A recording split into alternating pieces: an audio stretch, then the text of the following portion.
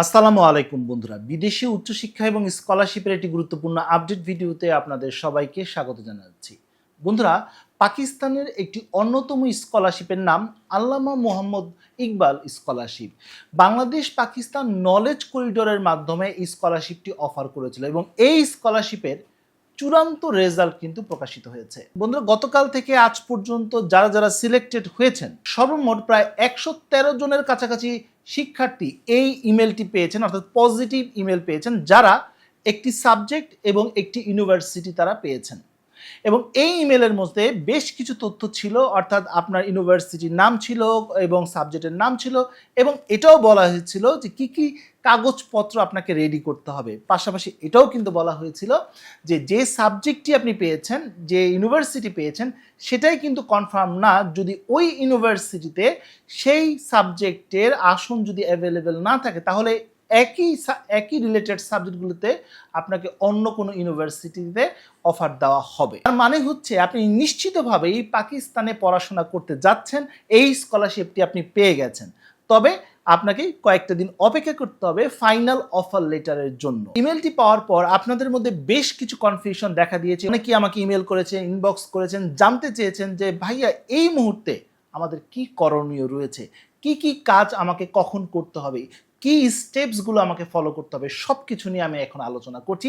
আশা করি পুরো জার্নিটা আপনার জন্য সহজ হয়ে যাবে এবং নিজে নিজেই করতে পারবেন ইনশাল্লাহ। বন্ধুরা, যারা পজিটিভ ইমেল পেয়েছেন, অর্থাৎ একটি ইউনিভার্সিটি সাবজেক্ট পেয়ে গেছেন, তাদের বেশ কিছু কাজ করতে হবে। মূলত এখানে কাজ বলতে দুটি, অর্থাৎ ডকুমেন্টস রেডি করতে হবে এবং ভিসার জন্য আবেদন করতে হবে, অর্থাৎ দুটি দিক রয়েছে। এই মুহূর্তে আপনাকে ডকুমেন্টসগুলো রেডি করতে হবে। প্রথম ডকুমেন্টস পাসপোর্ট। আপনার কাছে যদি পাসপোর্ট না থেকে থাকে, অর্থাৎ আপনি এনআইডি দিয়ে আবেদন করেছিলেন বা বার্থ রেজিস্ট্রেশন দিয়ে আবেদন করেছিলেন, তাহলে অবশ্যই এই কয়েকদিনের মধ্যে আপনাকে অবশ্যই পাসপোর্টটা রেডি করতে হবে। পাসপোর্ট কিন্তু ইমার্জেন্সিও করা যায়, খুবই দ্রুত এই পাসপোর্ট করা সম্ভব। যদি আপনি ইমার্জেন্সিতে আবেদন করেন তাহলে 7 দিনের মধ্যেই কিন্তু আপনি পাসপোর্ট পেয়ে যাবেন, সেই সুযোগ কিন্তু বাংলাদেশে রয়েছে। তাই অবশ্যই পাসপোর্টটি করিয়ে নিন, এটা হচ্ছে প্রথম কাজ। দ্বিতীয় কাজ, আপনার সার্টিফিকেট মার্কশিটগুলো রেডি করা, অর্থাৎ এসএসসি এইচএসসি সার্টিফিকেট এবং এসএসসি এইচএসসির মার্কশিট, এই 4টি ডকুমেন্টস অবশ্যই আপনাকে রেডি করতে হবে। যদি এর মধ্যে উত্তোলন না করা হয়ে থাকে তাহলে উত্তোলন করে নিন, যদি সেটা কোথাও জমা দিয়ে থাকেন সেখান থেকে উত্তোলন করে নিন, অর্থাৎ কাগজগুলো আপনার হাতে থাকতে হবে। তবে এখানে একটি কাজ রয়েছে, পাসপোর্টে আবেদনের পাশাপাশি কিন্তু আপনাকে সার্টিফিকেট মার্কশিটগুলোকে অ্যাপোস্টাইল করতে হবে। যদিও এটা কর্তৃপক্ষ তাদের ইমেলে বলেনি যে আপনাকে অ্যাপোস্টাইল করতে হবে, তবে এই কাজটি করে রাখলে আপনি টেনশন মুক্ত থাকবেন। একটি কাগজ করার জন্য খুব সম্ভবত 200 টাকা করে খরচা হয়। মাইগভ.বিডি ওয়েবসাইটের মাধ্যমেই করতে হয়। এখন যদি আবেদন করেন তাহলে আগামী 5 কর্মদিবসের মধ্যেই কিন্তু আপনি অ্যাপোস্টাইলটা পেয়ে যেতে পারেন। তার মানে একদিকে আপনার পাসপোর্টও রেডি করে ফেললেন, অন্যদিকে আপনার কাগজপত্র হাতে রয়েছে এবং সেগুলো অ্যাপোস্টাইল হয়ে গেল। এর পাশাপাশি আরেকটি কাজ করতে হবে, সেটি হচ্ছে পুলিশ ক্লিয়ারেন্সের জন্য আবেদন করতে হবে। তবে এখানে একটি কথা রয়েছে, যাদের পাসপোর্ট নেই আগে তাদের পাসপোর্ট করতে হবে। পাসপোর্ট দিয়েই কিন্তু পুলিশ ক্লিয়ারেন্সের জন্য আবেদন করতে হবে। পুলিশ ক্লিয়ারেন্সের জন্য কিন্তু যদি আপনি ঢাকার মধ্যে হয়ে থাকেন 7 দিনের মধ্যে আপনি পেয়ে যাবেন, আর যদি ঢাকার বাইরে হয় সেক্ষেত্রে কিন্তু আপনার প্রায় 21 দিন সময় লাগতে পারে। আর যদি আপনি ঢাকার বাইরে অবস্থান করে থাকেন আর আপনার অতি দ্রুত এই পুলিশ ক্লিয়ারেন্স সার্টিফিকেটটি প্রয়োজন, সেক্ষেত্রে সরাসরি আপনি থানার সাথে কথা বলবেন, তারা হয়তো আপনাকে ইমার্জেন্সিতে এটা করে দিতে পারে, এই অপশনটা তাদের কাছে থাকতে পারে। তাই অবশ্যই তাদের সাথে আপনি কথা বলে নেবেন। আর যারা ঢাকার মধ্যে থাকবেন তারা অবশ্যই পাসপোর্টটা করার সাথে সাথে পুলিশ ক্লিয়ারেন্সের জন্য আবেদন করবেন। বন্ধুরা, এই বিষয়টা কিন্তু আমি এর আগের ভিডিওগুলোতেও বলেছিলাম যে পুলিশ ক্লিয়ারেন্স সার্টিফিকেট, পাসপোর্ট করিয়ে নিন, কারণ এটা কিন্তু একদম লাস্ট মুহূর্তে আপনার প্রয়োজন হবে। যারা করে ফেলেছেন পাসপোর্ট তারা পুলিশ ক্লিয়ারেন্সের জন্য করে ফেলেন, আর যারা ইতিমধ্যে পুলিশ ক্লিয়ারেন্সে করে ফেলেছেন তাদের তো অবশ্যই অভিনন্দন জানাচ্ছি। এরপর যে ডকুমেন্টসটি প্রয়োজন হবে, যদিও এটা ডকুমেন্টস না, সেটা হচ্ছে আপনার একটি পাসপোর্ট সাইজের ছবি। এই পাসপোর্ট সাইজের ছবির ব্যাকগ্রাউন্ডটি অবশ্যই সাদা হতে হবে এবং খুব ল্যাব প্রিন্ট করে এই পাসপোর্ট সাইজের ছবিটি অবশ্যই স্ক্যান করে ফেলবেন। এটা কিন্তু আবেদনের সময় প্রয়োজন হবে, বা ভিসা আবেদনের সময় কিন্তু এই পাসপোর্ট সাইজের ছবিটি আপনার প্রয়োজন হবে। পাকিস্তান এম্বাসিতে আবেদন করার জন্য, ভিসা আবেদনের জন্য এই ছবির একটি নির্দিষ্ট মাপ রয়েছে, সেটি হচ্ছে 350 × 467। এই রেশিওতে কিন্তু আপনার এই ছবিটি আপনাকে এডিট করে নিতে হবে। ছবি তোলার ক্ষেত্রে অবশ্যই চশমা ছাড়া ছবি আপনাকে তুলতে হবে। এই হচ্ছে এই মুহূর্তে আপনি যে কাজগুলো করবেন, কি কি ডকুমেন্টস আপনি রেডি করবেন, এই বিষয়গুলো নিয়ে আমরা আলোচনা করলাম। অবশ্যই যে ডকুমেন্টসগুলোর কথা বললাম এগুলো কিন্তু প্যারালালি আপনাকে করতে হবে, অর্থাৎ একদিকে পাসপোর্টের জন্য আবেদন করতে হবে, ঠিক একই সময়ে আপনাকে সার্টিফিকেট মার্কশিটগুলো অ্যাপোস্টালের জন্য দিয়ে দিতে হবে। যেহেতু অনলাইন, তো এটা নিয়ে কোনো টেনশন নেই, অনলাইনেই সব কিছু করা সম্ভব। পাশাপাশি যদি আপনার পাসপোর্ট থেকে থাকে, পুলিশ ক্লিয়ারেন্সের জন্য আবেদন করে ফেলুন।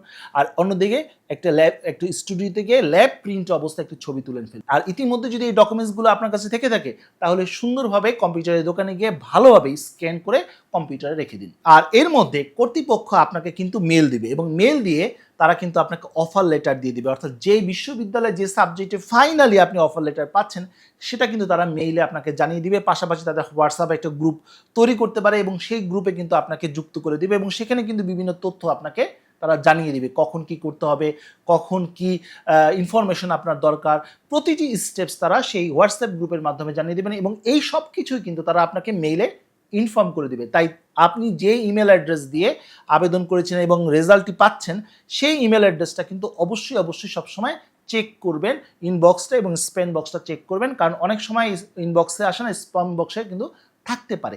তাই অবশ্যই এই ব্যাপারটা নজরে রাখবেন। এখন প্রশ্ন আসতে পারে যে ভাইয়া, যারা আমরা চান্স পেলাম না তারা কিন্তু ইতিমধ্যে একটি মেইল পেয়েছেন, এবং সেই মেইলে কিন্তু তাদের মেরিট পজিশন এবং অন্যান্য তথ্য কিন্তু দেওয়া রয়েছে। এখন অনেকেই আমাকে প্রশ্ন করেছেন যে ভাইয়া, এক্ষেত্রে কি আমাদের কোনো আশা রয়েছে এবছর? আসার সম্ভাবনাটা খুবই কম।